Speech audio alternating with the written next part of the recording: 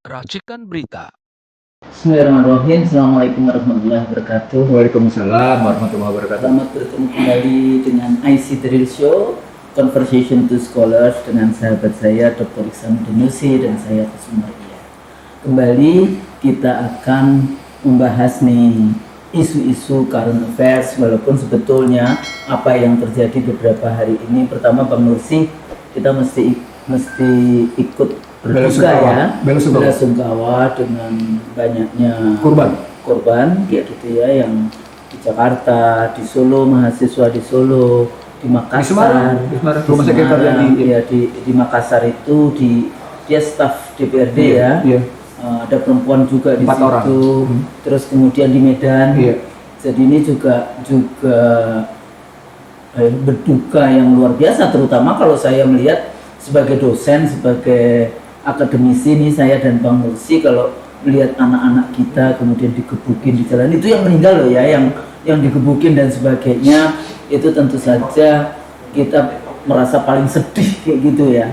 Ini apa yang harus ada kita kalimat bahkan Pak, berhenti Pak, jangan pukuli saya lagi, ampun Pak, jangan pukuli saya lagi. Oh, itu dia sudah menghembuskan napas terakhir. Kepala itu pecah katanya. Pecah gitu. Nah itu yang bagaimana ya kalau kita melihat berbagai persoalan itu. Cuma kadang-kadang kalau kita membahas isu demonstrasi minggu yang lalu dan keputusan kayak di UI Bang Nursi, kita minggu ini dari mulai hari Senin kemarin itu kuliahnya semua, kalau dulu kan diliburkan, sekarang enggak, didaringkan. Nah persoalannya daring ini sampai resminya cuma sampai tanggal 4 karena tanggal 5 kan hari libur kayak gitu kan. Dan tanggal 5 tapi ada demo lagi. Libur Maulid kayak gitu kan. Nah, tapi kemudian minggu berikutnya di UI itu akan ada wisuda. Dan wisuda karena begitu banyaknya nanti flow orang tua, maka ini lagi didaringkan lagi. Jadi sekarang bukan diliburkan, didaringkan kayak gitu. Jadi kuliahnya daring di satu sisi. Wisudanya juga daring. Enggak, wisudanya enggak. Wisudanya enggak? Enggak. Oh. Wisudanya tetap ya? Tetap, tapi ininya yang daring. Kuliahnya. Nah, kalau kita melihat persoalan beberapa hari ini, sebetulnya kan tidak bisa melihat cuma memotret satu potret itu saja apa yang terjadi. Sebetulnya ini juga proses yang sebetulnya sudah cukup lama. Makanya saya selalu mengatakan bahwa rezim Prabowo, rezim PS ini carry over. Kita selalu bicara kan, carry over dari kebijakan 10 tahun sebelumnya, atau bahkan selama reformasi sejak SBY, kemudian Joko Widodo, dan kemudian Prabowo. Jadi carry over dengan persoalan-persoalan negara ini, terutama ya 10 tahun terakhir. Termasuk orangnya bahkan carry over. Iya, harus membawa lagi carry over orangnya kayak gitu. Apa yang terjadi dengan rekrutmen kabinet yang masih banyak sekali dari rezim sebelumnya, wakil presidennya juga carry over dari rezim sebelumnya. Jadi bahasanya apakah bisa ini yang namanya PS itu cuci tangan dari kekuatan. Kalau sekarang kan selalu dikatakan geng kayak gitu ya, kekuatan atau salah satu kekuatan yang ini sangat mempengaruhi di dalam konteks kepolitikan hari ini, karena masih banyaknya elit politik yang ada di situ. Nah, persoalannya seringkali saya juga bertanya, ada apakah transaksi di pemilu 2024 yang lalu? Gitu ya. Kenapa kok susah sekali? Padahal kan pendukung dari Prabowo ini luar biasa. Yang sebelumnya pendukung di 2019 itu kan sebenarnya sekarang balik lagi. Makanya kan banyak sekali di dalam konteks itu ulama, pertemuan ulama untuk memberikan masukan kepada Prabowo itu juga menunjukkan bahwa presiden ini ya didukung apapun dengan hasil pemilu. Kalau saya sebagai akademisi ilmuwan politik seringkali ini nggak bisa dipisahkan dengan pemilu kemarin 2024 itu pertama demikian.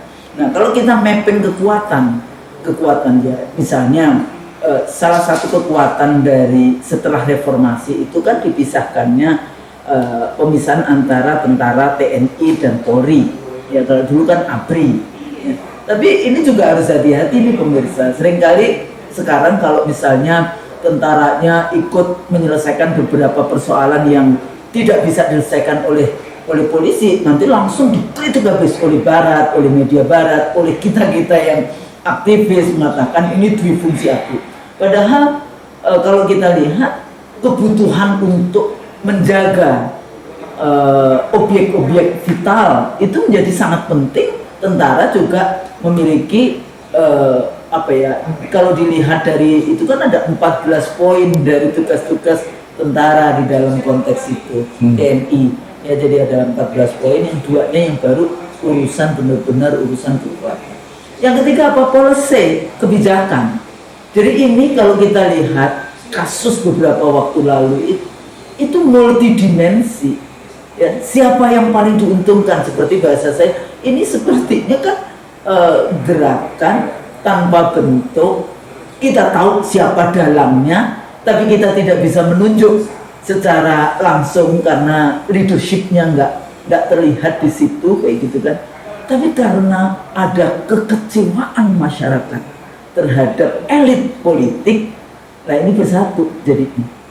Nah makanya kayak misalnya mahasiswa akhirnya turun di satu sisi bagus ikut berduka, tapi tuntutannya apa? Ya, ketidakjelasan tuntutan. Terus bagaimana dan sebagainya di dalam konteks ini kita ini aktivis yang dulu turun ke jalan mau 98 mau zamannya dulu 82 kayak gitu ya. Itu selalu kita bahas tentang tuntutan kita apa dan kita bertanggung jawab gitu. Di dalam konteks tuntutan harus ada nama kita kayak gitu, atas nama aktivis perempuan. Dulu kalau saya di 98 ya kayak gitu, atas nama aktivis perempuan, nama kita ada di situ, bahkan nomor telepon kita juga taruh di situ. Artinya jelas. Seperti kalau Bang Nursing melihat apa yang terjadi gitu ya, walaupun kita tidak meniru itu, kekerasan misalnya IRA-nya di Inggris misalnya. Kalau setelah terjadi pemboman kan pasti akan ada ngomong itu adalah tanggung jawab kami yang kayak gitu ya. Artinya tapi bukan dengan kekerasan. Saya selalu mengingatkan mahasiswa yang turun ke jalan di kelas-kelas gitu, saya katakan satu, nggak boleh vandalisme, ya, nggak boleh yang namanya merusak itu mobil, barang publik ya, pribadi. Karena itu bukan milik yang namanya polisi. Mobil polisi bukan milik polisi, mobil tentara bukan milik tentara, ya, tapi itu semua uang rakyat. Jadi kalau kita bahas tentang ini, sebetulnya mapping kita seperti apa Bang? Jadi ada kekuatan seperti apa yang sudah terjadi dan bagaimana solusi yang diberikan oleh Presiden. Menurut saya nggak cukup dengan hanya pidato. Kita melihatnya mulai dari mana nih? Pertanyaannya bagus sekali karena saya ingin cut off. Cut off-nya 13 Oktober 2024. Oke. Iya. Cut off 13 Oktober 2024 adalah cut off di mana Solo menentukan kabinet. Masih. Makanya masih banyak sekali kan. Dari mulai LPP, Sri Mulyani, Pak Tito, Budi, Ari Budi. Jadi semua yang hitungan saya ada sekitar 12. Tapi dia di posisi yang penting semua. Iya. Termasuk bahkan Sri Mulyani. Yang Sri Mulyani itu dua sih sebetulnya. Kekuatan global dan domestik. Kekuatan domestik. Nah, nanti kekuatan global ini kita bicara tahap kedua. Oke. Nah, dari cut off 13 Oktober dengan penentuan kabinet kayak begitu dan ternyata isi kabinet persis seperti kesepakatan 13 Oktober, maka dalam ilmu kebijakan publik itu yang disebut dengan continuous policy. Kesinambungan, keberlanjutan gitu ya. Keberlanjutan sebuah kebijakan. Nah, ketika kita melihat keberlanjutan sebuah kebijakan, padahal produk dari 2014 sampai dengan 2024, gitu ya, melahirkan banyak kekecewaan, melahirkan banyak ketidakpercayaan, gitu ya. Sejumlah janji tidak karu-karuan, IKN berantakan, SMK tidak pernah muncul, kesederhanaan tidak ada, kasus Blok Medan tidak selesai, kasus Fufu Fafa tidak selesai, kasus tanah Cengkareng tidak selesai, kasus rumah sakit juga tidak selesai, Rempang dan kasus Rempang dan seterusnya banyak sekali. Dan tumpukan masalah itu ikut terbawa tentunya. Kata kunci terbawanya adalah rasa ketidakadilan. Dalam bahasa kita penindasan secara hukum yang kita boleh sebut sebagai di sini I am the law, Iya. yang kita sebut sebagai yang namanya Saya adalah. hukum. Saya adalah hukum, yang kita sebut sebagai authoritarian legalism. Ingat ya? Iya. Authoritarian legalism. Iya, di beberapa sebelumnya dia telah menimbulkan rasa ketidakadilan. Dan rasa ketidakadilan itu makin mencengkeram dalam continuous policy lewat yang namanya tekanan perpajakan. Menambah polisi baru, tambah itu jangan langsung kabupaten melihat. Iya betul, betul. Ini nasional. Nah, polisinya siapa? ya, pada saat yang sama juga muncul kebijakan memberikan nilai lebih pada anggota dewan, di mana alokasi anggaran kepada dewan, gitu ya, untuk 20, 24, 20, 25 saja memberikan gambaran betapa hebatnya seorang anggota dewan menerima alokasi itu.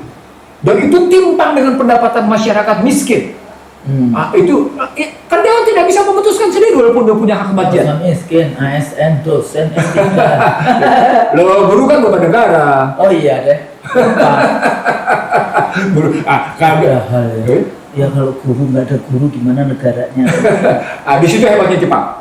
Nggak boleh ikut perang. Nggak boleh ikut. Ya. Selain itu pertanyaan hero Kaisar yang pertama masih banyak, berapa tersisa guru ketika merestorasi Jepang pada kekalahan Perang Dunia Kedua. Gitu. Tapi lupakan dulu. Yang saya mengatakan adalah pada posisi continuous policy dengan tambahan-tambahan beban kayak gitu, ditambah lagi dengan problematik gitu ya. Ketidakakuratan dalam bahasa public policy namanya ketidakefektifan MBG, makan bergizi gratis. MSG kali.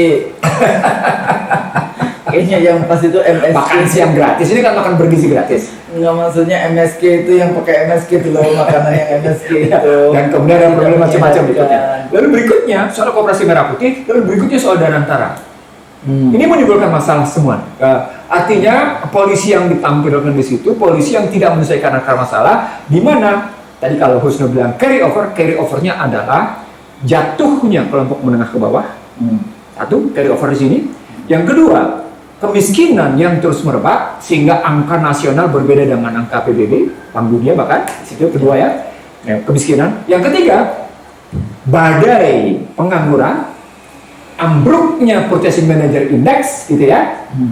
Yang menarik, berlanjutnya financialization, berlanjutnya finalisasi. Nah, yang terakhir ini Husnul yang orang jarang pahami. Financialization adalah bukti di mana orang miskin membiayai orang kaya lewat yang namanya SUM, SBI, dan SBN. Jadi semua kebijakan apa itu yang kita dijual itu? Surat utang negara. Surat utang negara. Surat perbenaran negara. Itu kan dibiayai oleh pajak. Dan yang membeli surat utang berharga itu kan, surat utang itu kan orang kaya dengan tingkat suku bunga bergerak antara 6,3 sampai dengan 6,9, sementara tingkat deposito hanya bergerak 2 sampai dengan 3%. Dan sisi lainnya namanya kredit yang dimunculkan oleh perbankan swasta juga tinggi, antara namanya 9 bahkan 8 sampai dengan 9%. Bermain mereka 6 sampai dengan 8%. Apa poinnya? Hanya mereka yang punya bisnis bagus yang bisa memanfaatkan perbankan, hanya mereka yang punya uang yang bisa membeli SBN gitu ya. Dan kemudian rakyat mendapatkan sisa. Bukankah itu menggambarkannya namanya sticky ratio gini? Sticky, rigidnya, susahnya bergerak turunnya gini rasio. What's the point? Ketimpangan berlanjut, dan ketimpangannya itu nggak cuma sekedar ini, semakin tinggi. Dan pada saatnya sama orang sadar si kaya-kaya ini sumber daya alam, sementara si miskin tidak punya apa-apa. Jadi kalau kadang-kadang kalau saya berbicara dengan vandalisme, nah negaranya vandalisme terhadap lingkungan kita, gunung-gunung dikeruk seperti itu, emas, nikel, minyak, batu bara, tembaga, dan hutan dikeruk seperti itu kan vandalisme sebetulnya, sudah violence, itu economic violence, legal vandalism. Legal vandalism, economic violence, kekerasan ekonomi. Nah di situ, nanti kita ini menarik nih, violence-nya itu kaitannya nanti dengan sikap Xi Jinping yang dituding gitu ya. Macam, tapi lupakan itu. Saya ingin mengatakan bahwa continuous policy tadi dalam konstruksi itu mengakibatkan luka keadilan masyarakat makin menganga. Ditambah lagi dengan perilaku buruk anggota DPR. Jadi ada kesalahan sistem yang continuous policy tadi didukung dengan perilaku buruk sejumlah anggota DPR, tapi bukan hanya anggota DPR, menteri, Menteri yang memanfaatkan posisi dirinya untuk kemenangan pilkada, menteri yang memanfaatkan istrinya untuk jalan-jalan, kepala badan memanfaatkan kepentingan untuk persoal pernikahan, gitu ya. Ini tak pertama begini, menteri yang ngomong seenak jidatnya, emang Jadi penggunaan diksi-diksi kepada rakyat itu suka menyakiti. walaupun itu sebenarnya bersumber dari penurunan sikap Ahok, perilaku kata-kata Ahok. Jadi kata-kata kasar dari pejabat publik dimulai oleh sikap Basuki Cahayapurnama. Iya. Dan itu kemudian bergulir terus-terusan, gitu ya. Terus-terusan. Dan disebut oleh Washington Post sebagai civility war. Kecamuk perang etika namanya. Kecamuk perang kesantunan. Oh, itu namanya civility war. Itu bukan civilization war, bukan, tapi civility war. Kecamuk perang kesantunan, kecamuk perang etika. Diksi. Makanya sebetulnya menjadi politisi itu salah satu yang penting itu kan komunikasi politik. Iya. Bahkan seringkali kita itu kan mengutip yang namanya statement dari politisi yang kita sebut chosen words. Iya. Jadi seorang politisi itu dia kalimat-kalimat yang dikeluarkan itu mestinya kalimat-kalimat yang bahkan itu dipilih dengan baik dan akhirnya itu menjadi bagian penting yang biasanya diingat oleh masyarakatnya. Itu artinya politisi tadi aset negara. Aset negara. Kalau ini beban negara. Betul tuh, kalimatnya pas aset yang mau beban itu betul. Kalau pakai bahasa konkretnya lagi, bahasa mikro, ini defisit, ini surplus. Beban negara. Defisit negarawan, defisit citizenship, Iya. gitu ya. Surplus tadi para pengkhianat, para mesti begitu gitu. Nah, kita terusin sekarang. Civility war. Civility war. Nah, dari civility war itu dia tergambar bahwa ada problem sistem yang seperti Yusno bilang tadi, juga ada problem perilaku. Bertumbuh dia menjadi satu dan tidak ada jalur penyelesaian, tidak ada kanal penyelesaian. Itulah yang sesungguhnya dipantik oleh kalangan-kalangan tertentu untuk memprotes Prabowo Subianto, untuk memprotes Prabowo Subianto sebagai "Hei Jenderal," gitu ya. Kalau Esidereso jelas menyebut, Anda ini mantan Danjen Kopassus, Anda ini mantan mantan Pangkostrat, mana patriotis Anda menyelesaikan masalah ini sehingga rasa keadilan itu dirasakan oleh semua kalangan. Kan itu ucapan kata-kata, tidak mungkin dengan retorika. Harus ada action. Harus jelas gitu. Tidak mungkin Anda ngomong di satu sisi tentang kebebasan impor, tapi kemudian tidak menyelesaikan soal TKN. Tidak mungkin Anda bicara tentang ketahanan pangan dan ketahanan energi, pada saatnya sama krisis sedang bergelombang menghadapi itu gitu. Tidak mungkin Anda bicara tentang yang namanya percepatan investasi, padahal pada saatnya sama terjadi perang nilai tukar luar biasa dan kecamuk perekonomian. Itu yang Anda harus hadapi dengan lebih bijaksana, dengan lebih realistis, tapi tetap berpedoman pada visi dan misi negara gitu. Mestinya ngelihatnya normatifnya begitu. Nah, dari sana tadi ketika orang melihat ada campuran problematik sistem sama problematik perilaku, ditudinglah Prabowo Subianto. Disitulah muncul kasus tentang ketidaksukaan terhadap dua lembaga, Apa itu? DPR dan polisi. Polisi. Nah, sebenarnya terhadap polisi itu mendadak ketika Afan Ghaffar terlindas mobil rantis. Sebenarnya itu juga sudah panjang. Iya. Sejak era 10 tahun rezim sebelumnya itu kan sampai masyarakat memberikan label nama parcok kayak gitu kan. Iya. Kekecewaan pada kayak gitu. coklat, ya. Dan saya katakan dalam dunia demokrasi itu nggak boleh menyerahkan demokrasi kekuasaan kepada polisi, karena polisi itu punya dua kekuatan. Satu kekuatan senjata, Iya. ya kan? Dua. Yang apalagi kemudian kalau mendengarkan pidatonya Gatot gitu, Pak Jenderal Gatot kayak gitu ya, bagaimana polisi ternyata juga memiliki senjata-senjata yang sebetulnya itu adalah Setara dengan TNI. dan itu mestinya nggak boleh kayak gitu. Yang kedua kekuatan apa? Kekuatan dia memiliki pasal-pasal, yaitu kitab KUHP yang ada, sehingga dia bisa mengancam dengan pasal-pasal yang ada. Dan kemudian polisi kan punya struktur sampai tingkat desa. Ini agak berbeda dengan strukturnya tentara. Ditambah lagi menteri dalam negerinya yang dia juga menguasai birokrasi sampai tingkat desa, juga berasal dari mantan Kapolri. Jadi kekuasaan ini menurut saya sudah terlalu banyak. Jadi kalau dilihat masyarakat bagaimana dia kecewa dengan polisi, atau agak sulit ya kita melihat polisi selevel Pak Hugeng dulu kayak gitu. Atau Anton Sujarwo. atau Anton Sujarwo. Iya. Iya itu. Iya, itu juga Nama saya positif. di Anton, Iya. Anton Sujarwo Iya, iya. dalam konteks itu. Iya. Nah di sini bagaimana ini? Ini satu isu tersendiri sebetulnya dilihat di dalam konteks itu. Sementara kalau kita bahas tentang tentara, langsung ini dia harus dipulangkan ke barak, harus dibawa lagi ke barak yang seperti itu. Kontradiksi. Nggak boleh difungsi di dalam konteks. Sementara dalam sejarah Indonesia kan agak berbeda tentara kita. Iya. Tentara revolusioner, tentara yang selalu berada di belakangnya Tentara rakyat, pejuang. bersama-sama dengan rakyat, yang Iya. kayak gitu kan. Iya. Selalu kan kayak gitu. Dulu civic mission, Iya. zaman di era awal-awal kemerdekaan dan seterusnya kayak gitu lah. Ini juga menjadi persoalan kita secara bersama-sama. Bagaimana assessment kita terhadap kekuatan ini. Nah, kemarin itu salah satunya kemudian yang di Jakarta ya, yang Kasus Afan. kasus Afan kayak gitu. Sebenarnya saya punya pertanyaan menarik sama semua. Apa? Saya tanya, bagaimana mobil rantis itu tiba-tiba keluar dari depan DPR ke kejompongan sendirian? Dalam sejarah standar operating prosedur pengendalian massa itu nggak ada.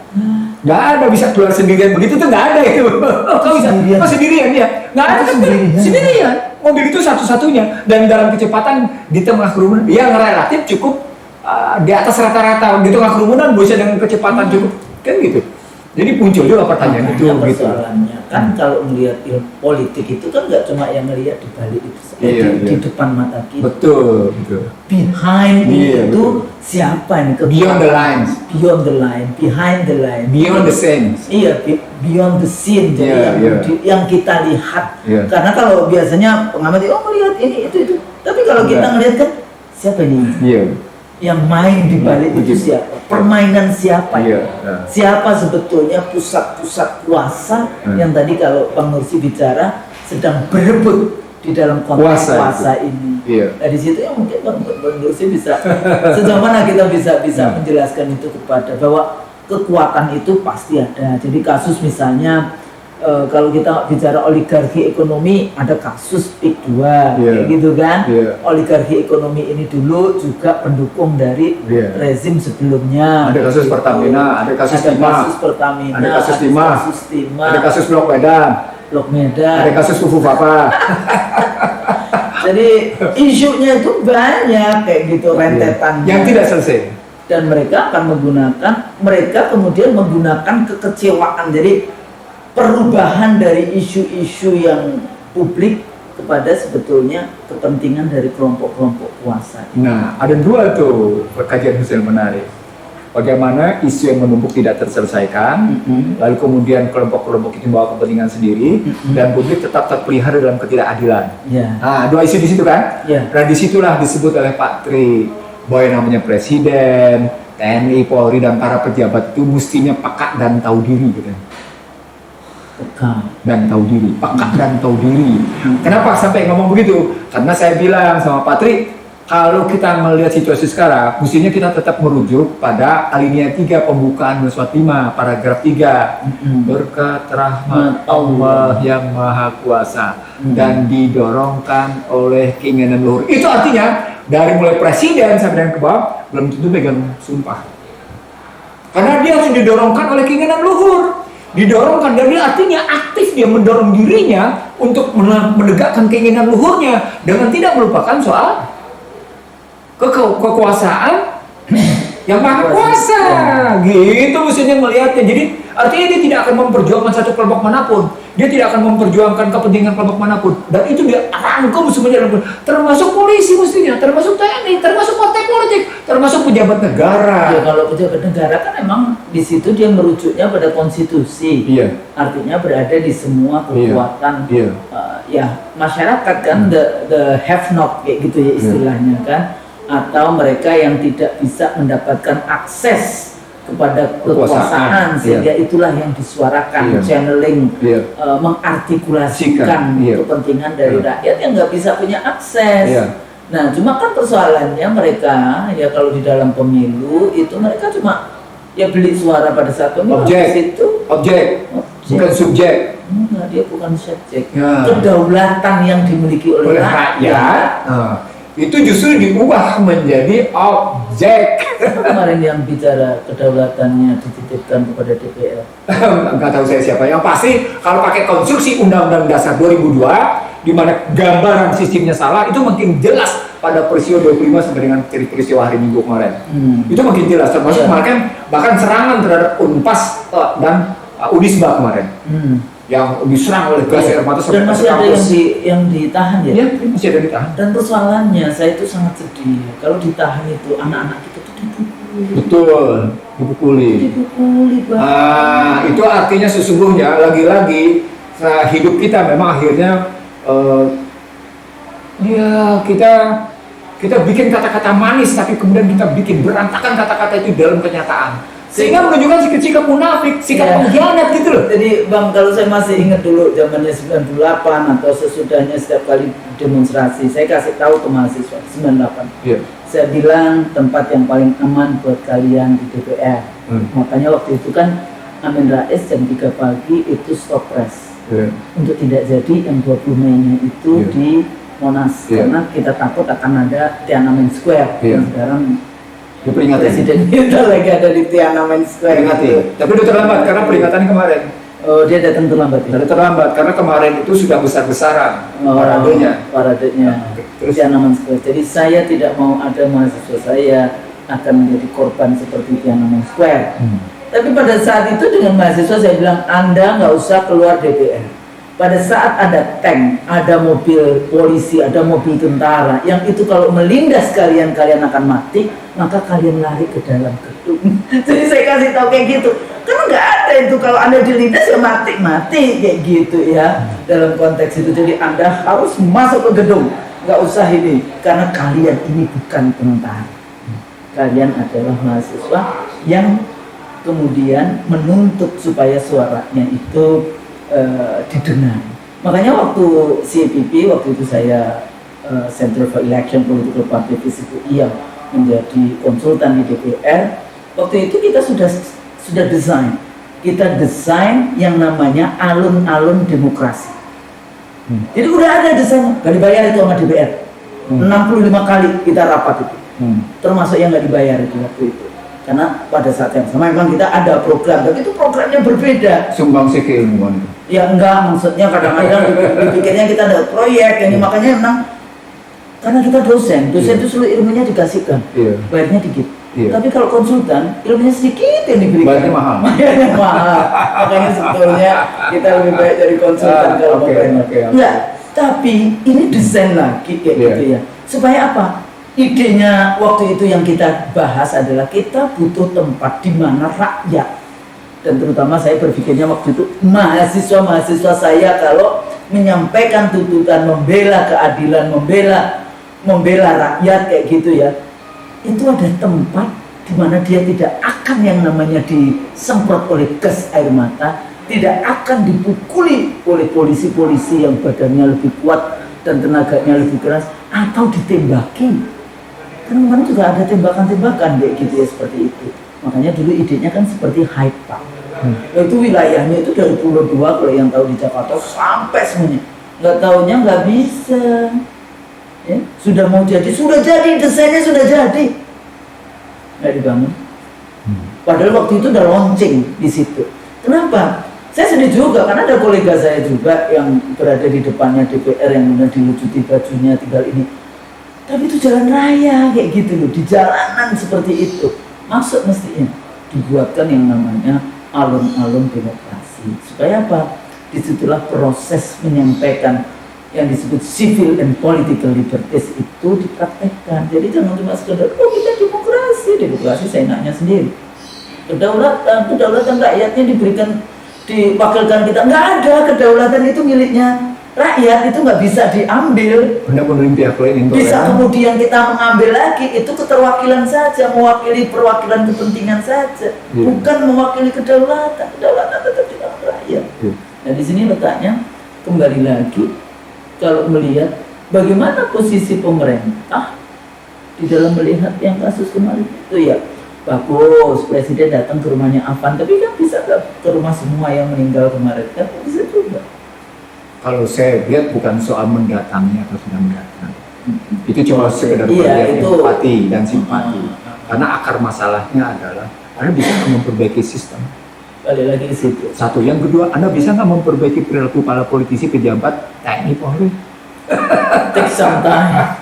Ya, Bahkan kan seringkali tuh, Iya, iya. kalau di Meksiko di mana tuh yang dibubarkan semua? polisi. Ya, polisi Iya, maksudnya. iya.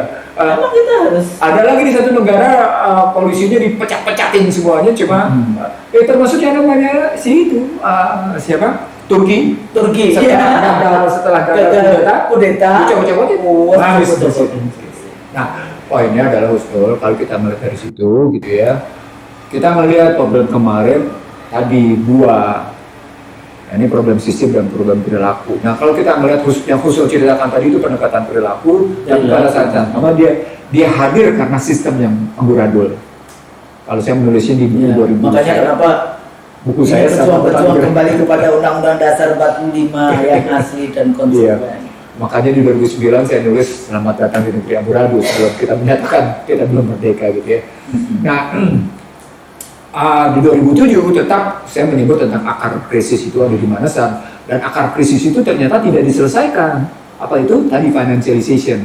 Dan financialization itu menghasilkan antara inclusive growth, hasil pembangunan 1 tahunan, tidak rujuk pada jangka panjang, hasil pembangunan jangka panjang. Apa itu? Kalau di sini punya kemampuan menurunkan, katakan punya kemampuan dalam tanda petik menurunkan angka pengangguran kemiskinan, tapi ternyata dalam jangka panjang yang terjadi apa? Deindustrialisasi, padahal industri paling banyak menyerap lapangan kerja, bertentangan kan jadinya. Di situ bukti bahwa pola pikir neoliberal lagi-lagi terbukti gagal. Nah, itu makanya disebut sekarang, ini judulnya malah menarik.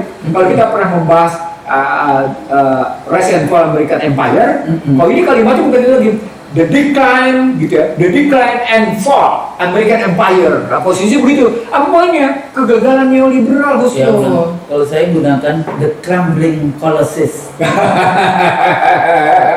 American Empire, gitu. Tapi bukan empire dalam arti yang kalau kita dulu melihat Eropa, Imperium bukan kerajaan. Tapi ini adalah imperiumnya Amerika, sistem liberalisme, neoliberalisme yang dikembangkan. Nanti kita bahas di pembahasan kedua. Ini deh. Saya sebutnya the crumbling colossus. Nah, saya kebetulan mengutip buku saja yang sedang terjadi gitu ya, dan ternyata mereka sendiri punya perdebatan dan mereka mengakui apa tadi? The Decline American Empire gitu. Itu menarik. Kenapa? Akhirnya mereka sadar, kebijakan yang mereka ambil sejak tahun 80-an itu ternyata tidak mampu menyelesaikan masalah. Kita seringkali mengatakan itu sama dengan yang namanya kanker stadium 4. Kayak gitu lah. Persoalannya Bang, ini kita melanjutkan yang financial recession. Ya. Kenapa sih nggak selalu mereka tuh nggak mau berpikir yang lain kecuali menaikkan pajak? Karena tadi mereka merasa yang paling mudah bisa adalah rakyat, karena rakyatnya dibikin baik. Padahal kalau di barat itu juga, di Australia atau di Amerika itu kalau kampanye nih, read my lips, saya tidak akan menaikkan pajak. Kenapa kayak gitu? Kenapa? Karena punya pengetahuan dan kesadaran bahwa pajak pada hakikatnya adalah pembebanan terhadap pola kehidupan. Bang, apakah kita nggak balik lagi? Itulah dulu kolonialisme. Loh, betul, justru begini. Ini saya ingat perdebatan saya sama almarhum, sama Reza Ramli. Kami berdebat satu hari berdua di ruang kerjanya dia. Dia bilang begini, ngomongnya berdua. Lo ngeliatnya gimana sekarang? Gua ngeliat pajak yang ini udah berlebihan. Nah, mereka ini lupa nih, kata Rizal. Dalam sejarah perjuangan kerajaan-kerajaan Nusantara, rakyat-rakyat itu berontak. Itu kalau ditekan kanan kiri biasa-biasa aja. Tapi ketika pajak makin menekan, katanya mereka menimbulkan perlawanan. Ditambah dengan yang namanya mengganggu keimanan. Dua jadi katanya. Mengganggu keimanan, tekanan pajak yang tinggi. Wah, ini muncul. Itulah peristiwa. Saya itulah peristiwa pemberontakan petani Banten. Nah, gitulah ceritanya. Petani Banten tuh ditekan habis-habisan. Begitulah peristiwa perlawanan Samanhudi. Saudara-saudara ini mana? Akan nggak jauh tuh antara revolusi Banten sama Samanhudi. Nggak jauh tuh beda. Lalu perlawanan beberapa tempat. Nah, dalam kacamata seperti itu, sesungguhnya itu tadi saya bilang, mestinya pemerintah orang-orang yang katanya merasa diri, yang merasa diri cerdas, yang merasa diri punya pengetahuan banyak, yang merasa diri sebagai patriotis dan nasionalis punya dong pengetahuan itu. Ya nggak punya ya. Nggak tahu saya, tapi yang Tapi menarik Bang, kalau kita lihat misalnya sejarah di Prancis juga demikian, kayak iya, gitu kan. iya. Prancis dulu kan kemarahan itu kan sampai dipotong Iya. pemenggalan Iya. Louis Iya. ke-14 itu karena urusan Iya. naik pajak Iya. semuanya dipajakin. Kita masih ingat nggak dulu? Sebetulnya Soekarno itu pernah di salah satu pidatonya, saya lupa ya, pernah nggak itu dia mengatakan kalau merdeka tidak akan Saya lupa. ini pajak. Tapi yang pasti Tidak akan mengambil pajak kayak Yang pasti Soekarno menyatakan bahwa rakyat harus menikmati stabilitas harga. Wah, itu kalimat itu sebelum dipikirkan oleh yang namanya Barat, Soekarno sudah berpikir rakyat harus menikmati stabilitas harga. Yang itu tidak dimiliki oleh zaman Soeharto, itu tidak dimiliki oleh yang namanya era Abdurrahman Wahid, era Sejak merdeka lah. Sejak merdeka, itu kan dinikmati gitu loh. Tapi dia pun baru ngomong di tahun 61 ketika dia merumuskan tentang 7 bahan. setelah 15 tahun. Iya, 7 bahan indoktrinasi di dalam itu dia bilang rakyat harus menikmati stabilitas harga. Nah, dari sejak yang namanya neoliberal berkuasa hingga hari ini, nggak ada itu kenikmatan stabilitas harga, nggak ada. Indikatornya gampang, nilai tukar. Gampang, Anda mau masuk dari manapun dari segi fiskal dan moneter, dengan tidak adanya stabilitas nilai tukar, tidak akan ada stabilitas harga, sederhana. Tidak ada stabilitas nilai tukar, maka tidak akan ada stabilitas harga. Ya, ditambah juga kalau yang Bang Nusi menjelaskan tentang harga uang ya, Iya, jadi mata kalau uang. mata uang kertas jadinya. Iya. Ya itu juga menjadi persoalan.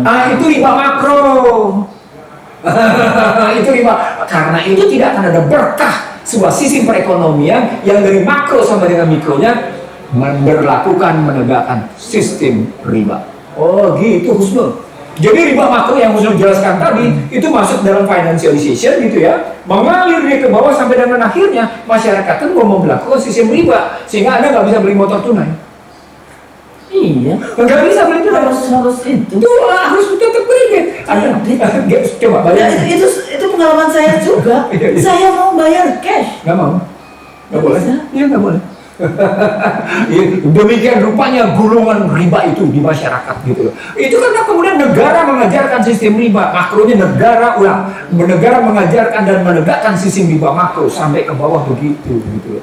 Jadi kemudian ini menggambarkan bahwa sistem dan perilaku itu sudah sampai pada posisi Allah dan Rasulnya akan memerangi. Dan ternyata betul. Kejadiannya begini, jadi kalau dalam pendekatan spiritual. Ya, harus dimasukkan di dalam konteks itu. Nah. Karena ini materialism, Anda meninggalkan yang namanya spiritualisme. Financialization itu penjelasan logika rasional. Tapi ketika kita tarik dalam logika spiritual, terbukti. Ketika kita tarik dalam logika empirikal juga terbukti. Mana buktinya? Loh, Amerika buktinya 1980 hingga sekarang berantakan. Uni Eropa berantakan. Neoliberal semua total. Gak karu-karuan sampai akhirnya mereka menyatakan the decline and fall American Empire.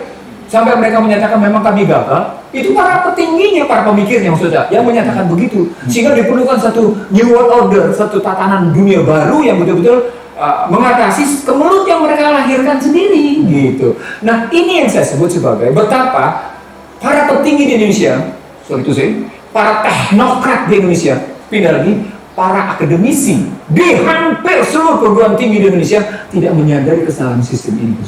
Mereka selalu mengatakan bahwa apa yang teori-teori yang kita pelajari, yang diajarkan pula di kampus-kampus, liberalisme, materialisme yang kayak gitu-gitu itu universal. Negara, state itu universal. Demokrasi itu padahal itu semuanya adalah persoalan-persoalan penyelesaian masalah di Eropa, bahkan bukan Amerika ya. Amerika cuma mengambil berikutnya, tapi di Eropa Barat.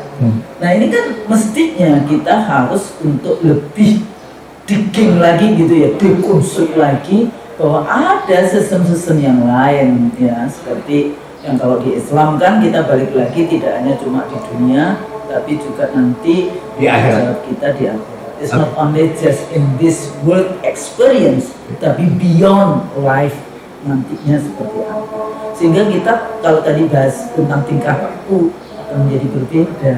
Jadi kalau ceritanya balik-baliknya lagi ke perilaku yang kayak gitu, sesungguhnya dia tergambar masyarakat kecewa dengan korupsi yang tidak terasasi, masyarakat kecewa dengan gaya hidup elit yang demikian megah, bahkan kalau dibandingin alokasi anggaran DPR dibagi ke 580, demikian tingginya tunjangan untuk anggota DPR gitu ya. Ditambah lagi dengan problematik konflik di beberapa tadi yang ternyata 13 Oktober itu berdampak pada friksi di kekuasaan internal yang saya Jadi bilang. itu tertulis nggak sih sebetulnya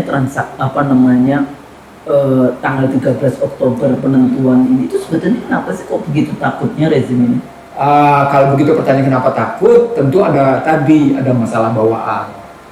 Masalah bawaan yang tidak ada masalah bawaan tertentu. Jadi saling sandra. ya, memang politik saling sandra. Politik saling sandra. Politik saling sandra. Jadi konflik internalnya juga terjadi, keinginan untuk menunjuk bahwa saya memegang amanah rakyat, demi Allah saya akan menjalankan amanah rakyat.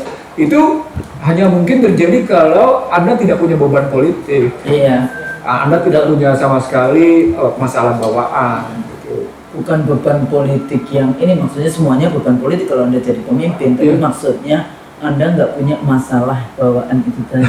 Yang tidak mungkin memberi pulang untuk disandera, maksud Iya, saya. jadi makanya semuanya kayak gitu ya, semua langkah. Makanya kalau kita lihat apa kayak menari di DPR, sebenarnya bukan itu, masalahnya itu bukan di situ, tapi karena dia menjadi simbol sikap-sikap yang akhirnya membuat kekecewaan rakyat itu ya dia akan jadi simbol juga. Di situ ketika simbol-simbol itu dimasalahkan, balik-balik lagi, akhirnya kata kuncinya persoalan rekrutmen. Karena hasil rekrutmen itu menyatakan simbol, Husnul. Iya, betul. Ya kan, hasil rekrutmen. Nah, ketika bicara rekrutmen, Anda punya ukuran apa? Merekrut orang yang tidak punya keahlian tapi duduk di tempat-tempat tertentu yang strategis. Anda kenapa mesti merekrut orang yang tidak punya prestasi apa-apa tapi malah duduk? Misalnya satu partai tertentu yang tidak punya gambaran prestasi di masyarakat tapi banyak benar duduk di kabinet, gitu loh misalnya. Aneh kan? Aneh. Juga duduk banyak di komisaris, aneh gitu. Ini mau kemana sebenarnya gitu? Saya beberapa waktu lalu itu bertanya, apa sih komisaris? Ternyata kalau jadi komisaris seperti Bank Mandiri, itu yang namanya bonus itu Tante. Itu bahasa Cina ya? Bahasa Belanda. Tante itu bahasa Belanda. Bonus lah namanya bonus. Bonus.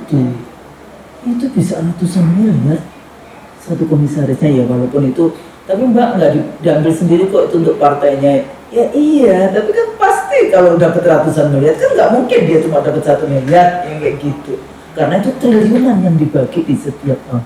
Persoalannya emang kayak gitu cara kerjanya. Jadi Ini yang ahli ekonomi ini gimana? Bagaimana bonus itu kok dinikmati padahal ini kan state owned company. Jadi biasanya begini, dalam perhitungan buku mereka satu profit, net profit itu dibagi dalam 3 klasifikasi. Mana yang dibagikan, mana yang dicadangkan. Dibagikan ini kepada pemegang saham. Mana yang kemudian dicadangkan ini dalam rangka reinvestasi. Nah, kemudian mana yang kemudian di sini disiapin untuk yang namanya pihak tertentu. Nah, di sini ada komponen tentim, ada komponen bonus. Makanya kemudian biasanya strukturnya 30, 30, 40 biasanya, atau dibalik 40, 30, 30, atau dibikin 40, 35, 25 gitu. Strukturnya begitu biasanya. Nah, itu memang yang berlaku dalam model akuntansi barat. Jadi itu makanya saya bilang mestinya sejak awal gitu ya, ini zaman Tan Sri Ageng sebagai Menko BUMN nih saya bilang, mestinya setiap BUMN itu neracanya terbuka dan pemerintah mengatur tentang profit yang terjadi pada tiap BUMN, bikin ketentuan berapa yang harus diinvestasikan, berapa yang dicadangkan, berapa yang dibagi gitu loh. Misalnya dibagi ke komisaris itu di dalam kerangka apa? Tadi bonus. Karena mereka sudah prestasi kerja sudah membentuk profit. Itu benar dianggapnya kayak gitu. Tapi bisa juga mereka tetap dibagi, padahal BUMN-nya merugi, akhirnya nggak beres. Makanya ketika dibilang enak bagi-bagi tentin kan, itu kalimat kayak gitu. Itu sebenarnya melawan, dalam tanda petik, melawan kebiasaan yang selama ini sudah menjadi konvensi dalam bagi-bagi profit. bagi-bagi hasil keuntungan bersih. Itu kebiasaannya begitu dibagi-baginya. Persoalan pokoknya itu berarti perusahaan neraca. Nah, perusahaan neraca berarti soal sistem. Nah, ketika masuk sistem, ya sistem kapitalis memang begitu. Karena sistemnya sistem agensi. Begitu memang. Begitu sistem kapitalis. Iya begitu. Jadi Anda nggak bisa melihat cuma menurut saya nggak bisa dengan kalimat enak di lu sementara nggak menyentuh soal sistem. Nggak bisa. Nggak bisa bilang enak di lu sementara rakyat rugi, nggak bisa begitu kalimatnya. Kalimatnya Anda mesti mau Itulah perbaiki. karena menggunakan sistem kapitalisme itu pasti suck-off Iya. yang namanya kekayaan rakyat. Iya. Jadi dia mendapatkan untung sebesar-besarnya untuk kepentingan segelintir orang. Jadi kalau pembangunan dengan dulu kan ada itu konsepnya trickle down effect, menetes ke bawah. Yang gagal. Menetes. Yang gagal. Jadi ekonomi Pancasilanya ditaruh di mana? Nggak ada. Makanya juga kemudian mereka malah bangga mengutip pasal 33 ayat 4 yang jelas-jelas salah. Yang harus sendiri hadir di acara itu. Bagaimana pasal 33 ayat 4 diagung-agungkan sebagai sudah benar gitu loh. Demokrasi ekonomi itu adalah kapitalisme. Iya. Jadi wajah demokrasi di ekonomi itu adalah Kekuatan finansial. wajah liberalisme di politik itu demokrasi, wajah liberalisme di ekonomi kapitalisme, wajah liberalisme di sosial Individual. itu Nggak ngerti. Lalu kemudian dengan bangga menyatakan efisiensi berkeadilan. Dia nggak tahu rumus efisiensi dalam capital accumulation. capital accumulation. Efisiensi Jadi berkeadilan sebetulnya Bang, ini pekerjaan rumah yang luar biasa di dalam ya, Anda mengatakan luar biasa, Usul, tapi mereka tidak pernah mau mengerti bahwa ada problematik yang mendasar, struktural mendasar. Gini loh, Usul, perdebatan saya dengan berbagai kalangan, tak walaupun tidak dalam pertemuan itu sudah sampai bahwa posisi Indonesia memang terjajah moneter, Indonesia terjajah secara fiskal, Indonesia terjajah dari sumber daya alam. Jadi kolonialisme itu masih neokolonialisme. Akhirnya neo-imperialisme.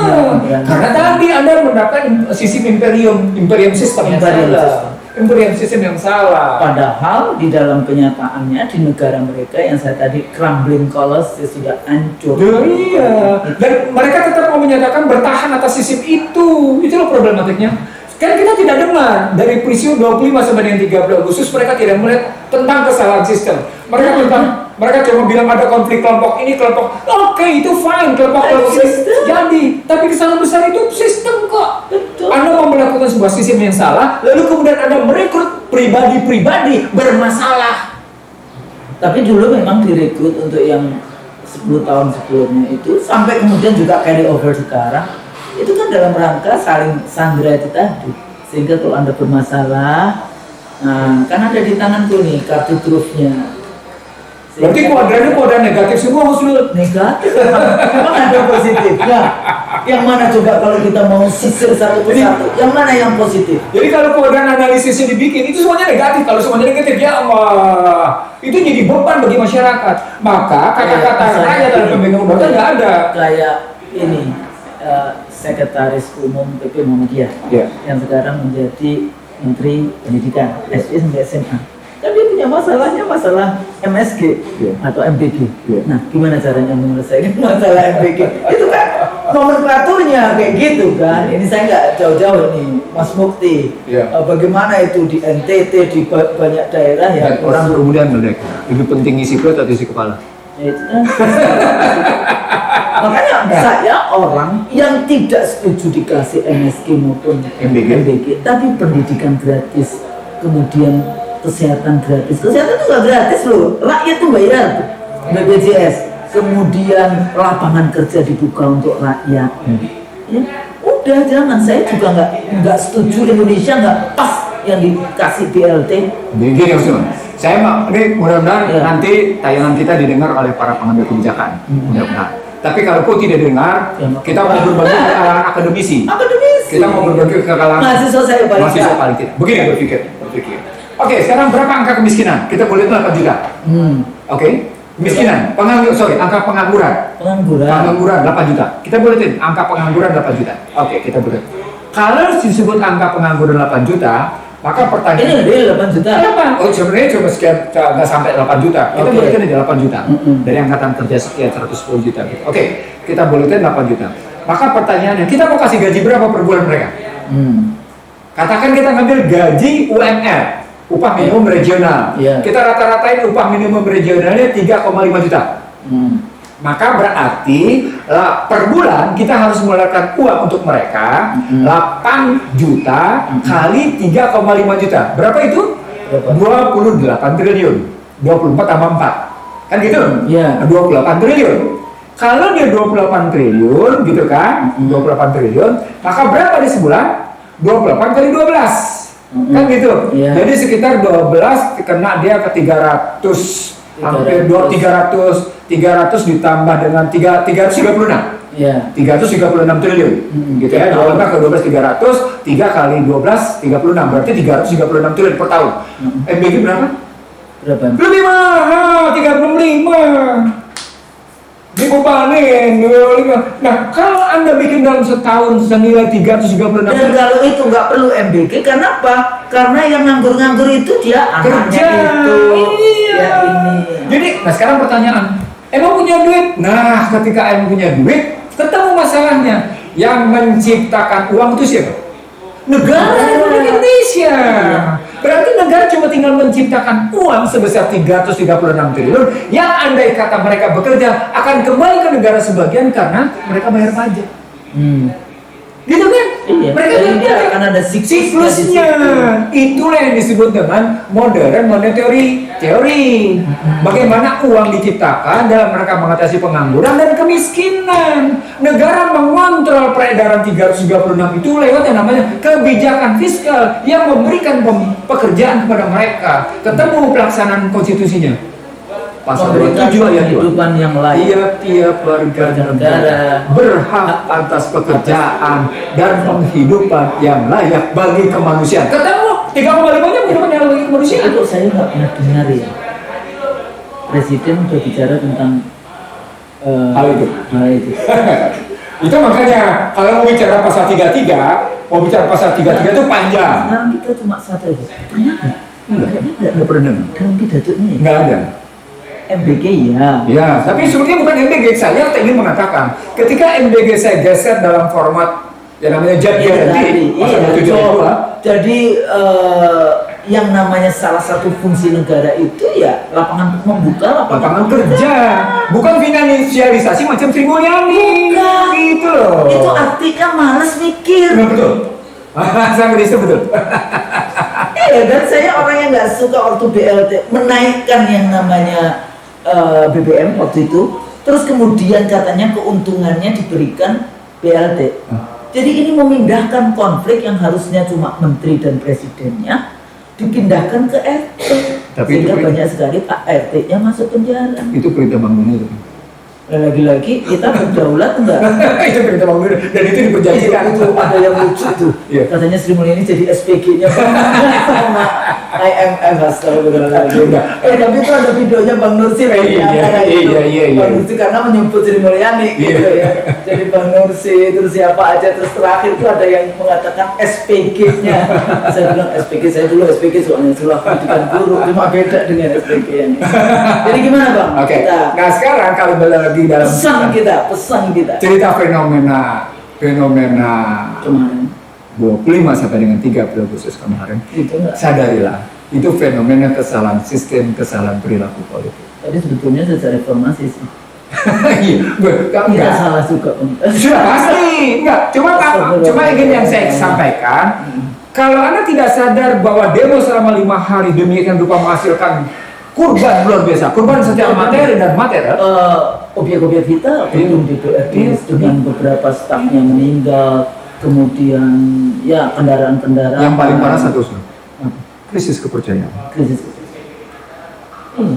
Dan itu krisis Dan kepercayaan. langsung loh itu yang namanya breaking news di Australia, Iya. kayak gitu breaking news media di internasional ya. Jadi itu Breaking news. pasti krisis kepercayaan. Nah, kalau Prabowo menyatakan bahwa dia ingin kembali meningkatkan kepercayaan publik, tadi dia munculkan problem hukum. Dia tegakkan. Jadi berbagai kasus hukum yang tertunda-tunda dia selesaikan, gitu. Ini fenomenanya mesti kita sadari. Soal korupsi, soal macam-macam, soal hukum, gitu ya. Lalu kemudian ini juga susah banget ini lucu-lucu. Aduh, the real corruptornya itu masih keliaran di mana-mana. betul. Nah, jadi Koruptor sejatinya itu masih di mana-mana. Dan itu dan membiayai semua itu juga. Aduh. Jadi soal itu hentikan kriminalisasi terhadap teman-teman yang bersuara untuk kepentingan publik. Itu di situ. Jadi hentikan kriminalisasi. Anda jangan menggunakan undang-undang ITE dalam rangka ujaran kebencian. Itu yang saya katakan, kalau mengaku sebagai demokratis itu ada civil and political liberties. Iya. Kebebasan sipil dan politik, kebebasan menyatakan pendapat. Itu kalau kita percaya dengan demokrasi. Nah, karena kita itu punya demokrasi. Karena itu itu berbeda pendapat. Karena itu berhenti mempertontonkan kata-kata kasar. Pilihan diksi. Iya, pilihan diksi yang benar. Jangan diksi-diksinya itu menyakiti. Dasmu itu kasar. Dasmu, polong, macam-macam itu. Mbahmu. Terus ada juga, tapi ada yang bagus. Karena pajak menurut syariah, gitu kan. Mending ada hartanya orang yang kaya itu ada sebagian harta orang miskin. Apa tuh? Sebenarnya Iya, saya tahu, ngerti. ya, maksudnya kamu mau mengubah, boleh sih kalau mau mengubah sistem menjadi sistem syariah. Tapi jangan tanggung. Tanggung, Jangan tanggung. Kalau kalau menjadi masih riba. Jadi kalau mau bicara ekonomi Islam, jangan cuma dalam rangka infaknya yang mau diambil, sebentar sisipnya dilepeh. Nggak boleh begitu dong. Nggak boleh begitu. Jadi itu tadi Usnul. Jadi tegakkan hukum. Tumbuhkan keyakinan pada publik bahwa pemerintah betul-betul memburu tegaknya rasa keadilan. Nah itu hanya terjadi melalui satu mekanisme yang saya bangun begini Usnul, mekanismenya. Munculkan rasa persatuan masyarakat. Kalau kata kuncinya persatuan Indonesia, maka berhenti model liberal yang tidak terkendali ini. Ulang, berhenti model liberal yang tidak terkendali. Karena kita memburu persatuan Indonesia. Persatuan Indonesia kita kejar dalam rangka kemanusiaan yang adil dan beradab. Kemanusiaan yang adil dan beradab kita kejar dalam rangka kerakyatan yang dipimpin oleh hikmah kebijaksanaan dalam musyawarah dan perwakilan. Dan itu ditegakkan dalam rasa keadilan hanya bisa terjadi jika Anda sungguh-sungguh menjadi manusia beragama berbasis pada berdasar pada ketuhanan yang Maha Esa dengan 5 tugas besar seperti yang kita bilang sekian tahun lalu. Membebaskan ketertindasan, membebaskan kebodohan, membebaskan kemiskinan, membebaskan ketimpangan, membebaskan kehinaan pada masyarakat. Wah, baru Termasuk jadi penggunaan diksi yang menyakiti. Sehingga masyarakat nggak berpikir panjang sistemnya itu, yang bersistem ya kita scholars, Anda sebagai pejabat dan sebagainya. Masyarakat kalau dia sakit hati ya udah dikeluarkan, itulah sakit hatinya, makanya tumpang tindih dalam persoalan. Terus kalau Husnul ditanya, memang Anda punya konsep menyelesaikan masalah? Husnul jawabnya apa kira-kira? Husnul jawabnya apa kira-kira? Kan kita dari dulu ikutin aja. Kita aja sekarang sudah sebagai menyelesaikan masalah. So kalau kadang-kadang saya bilang kayak gini, lah kan Anda yang jadi menteri, kenapa jadi saya yang ngeluarin solusi? Enggak, kita aja sudah sebagai dari masalah. Makanya saya katakan, apa analisis kita, uraian kita itu separuh dari penyelesaian masalah. Itu karena bagian belum tentu loh orang bisa membaca persoalan dengan jernih yang kemudian itu ya kita melakukan rekonstruksi loh ini Husnul. Ini namanya rekonstruksi of mind gitu loh. Rekonstruksi of view. Tingkah laku. Yang dan kalau kita mau terus putih, kita boleh bilang, boleh juga kita punya kok. Boleh juga kita punya kok, nggak takut kita. Dan seperti itu juga udah sampaikan juga. Iya.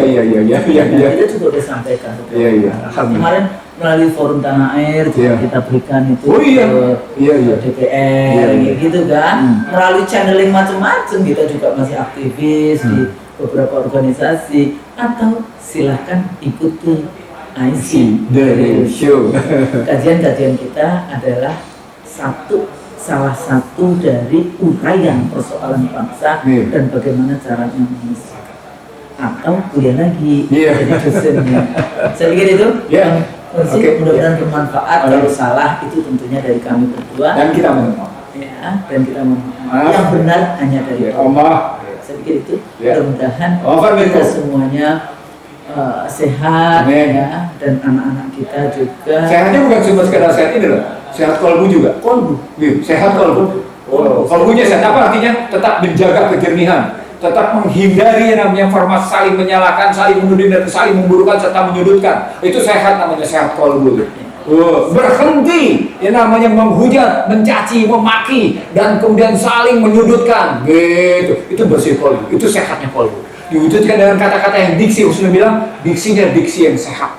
Diksi yang membangun keyakinan kepada publik. Persatuan Indonesia. masyarakat. Gitu. Seperti itu. Ya. Assalamualaikum warahmatullahi wabarakatuh. Waalaikumsalam warahmatullahi wabarakatuh.